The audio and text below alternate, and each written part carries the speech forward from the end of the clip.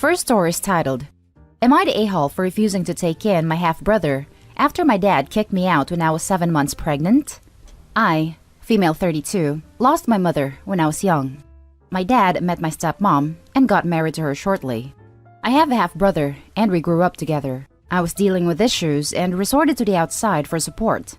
I found out I was pregnant when I was 17 and my dad was mad at me. He took away my college fund and saved it for my brother. He and my stepmom told me I needed to get a job since I wasn't going to college and ended up telling me to leave the house when I was 7 months pregnant. I lived with my ex's family despite issues I had with my ex until my daughter was 2 years old. We got separated and moved out from my ex family house and rented a place that I paid for by working at a restaurant. My daughter is doing well and is concentrating on school and art. I heard that my half-brother dropped out of college and that he got involved in debts that my dad ended up paying for. My half-brother went back to live at his parents' house with his pregnant wife, but my dad couldn't pay mortgage anymore and decided to sell the house, pay for debts, and buy a small apartment. My half-brother never reached out nor tried to have a relationship with me. I met him at the restaurant and he started telling me about what happened with my dad. I tried to end the conversation since I wasn't feeling comfortable, and 2 days after that, my dad was at my door. I told him he wasn't allowed to come in after he started asking about my daughter and suddenly started to care. I asked him why he came, and he went on about his health problems, his daughter-in-law's issues with my stepmom, and how the apartment was unbearable with the constant fights and arguments. He asked if I could take in my brother, since his wife can no longer stay with them and causing issues. He said that my apartment was spacious and it's only me and my daughter there. He said that his son can't afford a rent right now and that I should take this chance to get to know him and his family better. I told him I can't take him in. I didn't want to bring it up, but I reminded him that he kicked me out when I was 7 months pregnant. My dad told me that I'm his sister and needed to help and asked if I'd react differently if he was not my half-brother. The argument went on. He told me to not try to punish him by using his son, and that my stepmom will then be right about me if I refuse. We haven't talked since, and I have mixed feelings about this. I feel awful, to be honest, and I don't even know how my daughter would react to this. Now for the top comments. Not the a-hole. Your father abandoned you in favor of his new family, and now that it's gone to crap, expects you to help him? Don't allow these people anywhere near you or your daughter. It's just too much for me to take when I'm barely able to stand on my feet. I have experienced difficult times and my family didn't bother even ask how I was doing. They weren't even there for my daughter to try and have a relationship with her. My stepmom still feels the same about me and expects me to keep the peace. I think the best thing for you to do is to go no contact. Block them from all forms of communication and don't look back. Best of luck to you. Not the a-hole. Girl, no. Don't let him gaslight you into guilt. They kicked you out and forgot about you at one of the most vulnerable times in your life. Don't adjust anything for them. Your brother will figure it out if daddy stops saving him. You figured it out. No, ma'am. Don't allow any of this negativity into your space. And who cares what your stepmother thinks about you? She doesn't sign your checks. She doesn't pay your bills. And she doesn't help you with your child. Nope.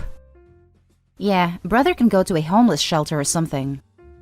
Not the a-hole. He doesn't get to take away your college fund, give it to his son, then come back and ask for your help when his son squanders his opportunities. You're doing well for yourself and your daughter. And him adding that barb about his wife, who even cares what his wife thinks, especially after all this time? Stepmother couldn't even raise her own son to be independent and capable. What makes you think I care about her opinion? Now for the next story. Am I the a-hole for telling my youngest daughter that I cannot give her away at her wedding? Long backstory. I have 2 daughters, Anna, elder, and Carly, younger, who are a year apart. Carly and Anna were close when they were younger but drifted apart in their teenage years. I think she started resenting Carly because Carly always seemed to do well, academically and socially. Anna decided to take loans and go to a college she wasn't really a fan of. Carly got a full ride to Anna's dream college. Anna became very resentful after that. She was sure that Carly chose that college to rub it in Anna's face. I tried my best to accommodate them both. Anna refused to talk to Carly and didn't consent to any form of therapy. Carly refused to compromise as Anna kept being unreasonable. In the end, they both stopped talking to each other. Neither of them has ever asked me to choose between them. As long as I don't bring up the other or try to get them to reconcile, I have a good relationship with both of them. Now, Anna is a single mom with a 3-year-old kid, Alex, who is always in between jobs and in debt. Me and my now wife help out when we can. She receives a bit of child support, but I have to admit that she is struggling. Carly, on the other hand, lives comfortably, has an incredible job, and is living with her long-term boyfriend. Recently, Carly announced that her boyfriend proposed and that she wants to plan a wedding in 2022. She asked me to walk her down the aisle, and I may have cried a bit. However, Anna found out, and then she came over to my house and had a breakdown about how she always thought she would be the first to get married in the family, and she has always wanted me to give her away first. I tried to console her, but she ended up getting angry and told me that I should refuse to give away Carly or have a father-daughter dance with her at the wedding. At first, I refused, but she then threatened to cut off all contact between her/Alex and us. If Alex wasn't in the picture, I would have cut Anna off. As things stand, I need to consider Alex's well-being. Carly is staunchly child-free, and it's very possible that Alex is going to be my only grandchild. Without my help, Alex's life is just going to be much harder, and I cannot abandon Alex with a good conscience. While I understood that Carly would be upset, Alex was a child, and he is priority. I spoke to Carly, explained the situation.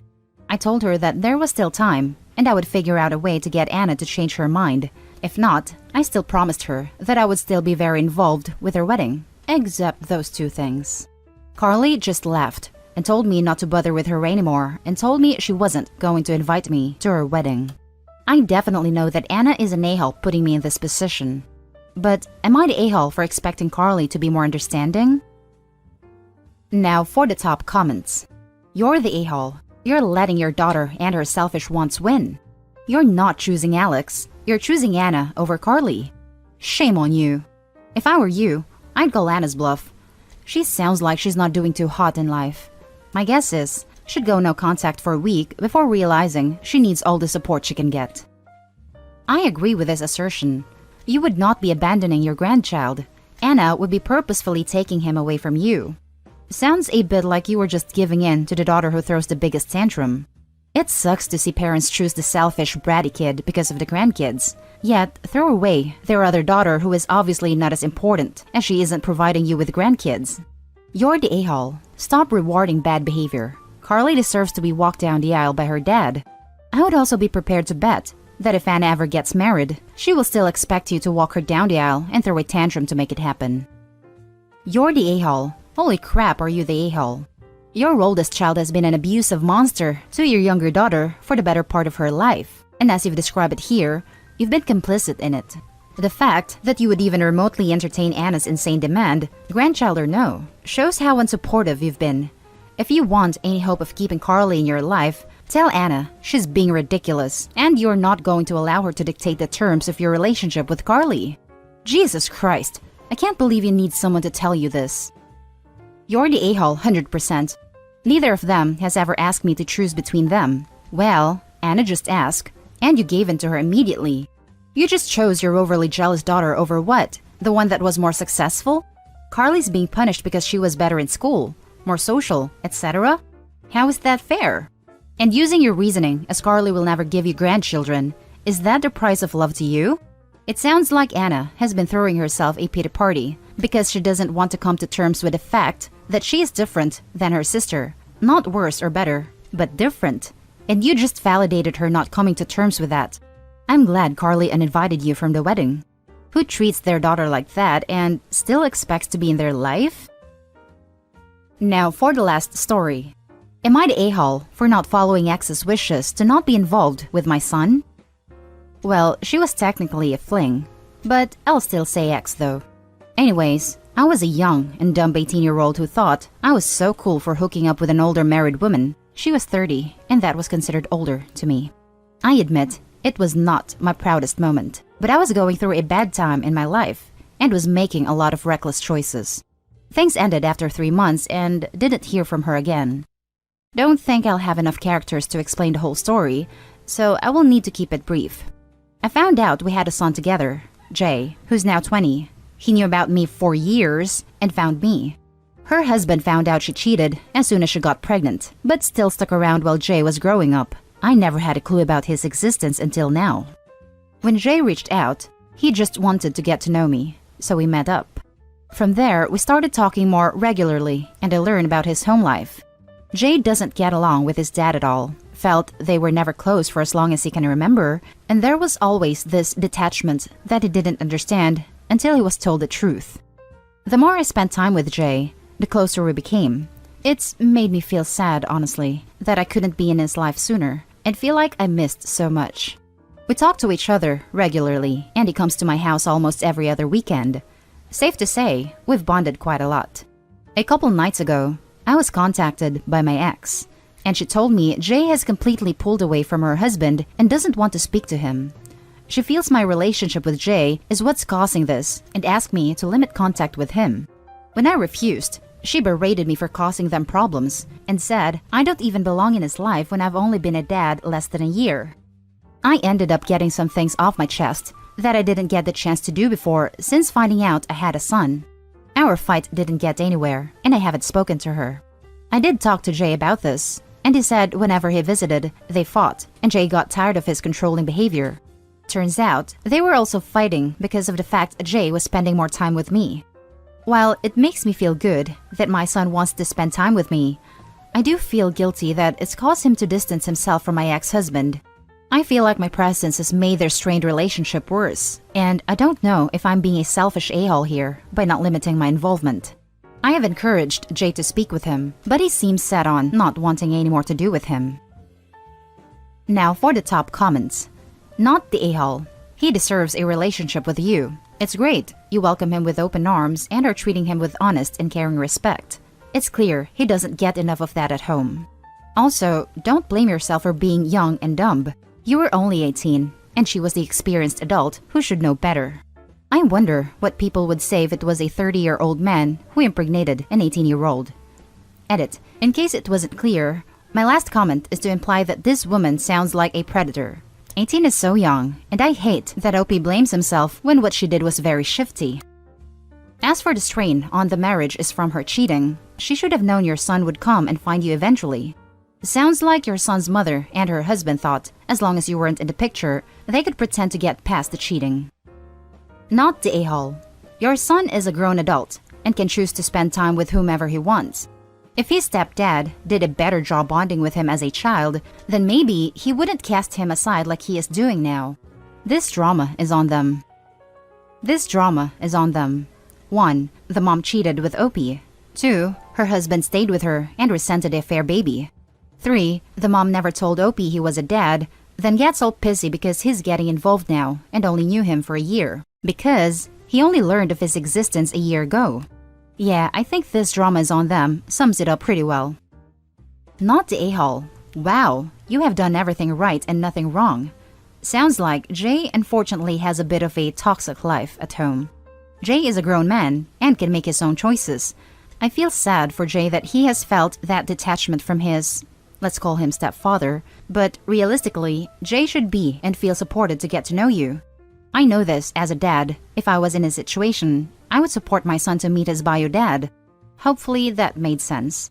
If crap hits the fan, I'd be prepared to take him in and show him the fatherly love he's obviously lacked for 20 years. It's what's made me regret my action the most, although I could never regret having Jay. He and his dad had to live with the consequences of our actions. Jay's been living on his own since he started college, so he's not currently living with them, but I'd still be willing to help out in the future if he ever needs it. I'm doing what I can to make up for the years we lost now. And that's the end of this video, folks. As always, leave a comment and hit like and subscribe. And if you want more of this content, turn your notification on to get updated on the latest videos. And I'll catch you in the next one. Stay safe.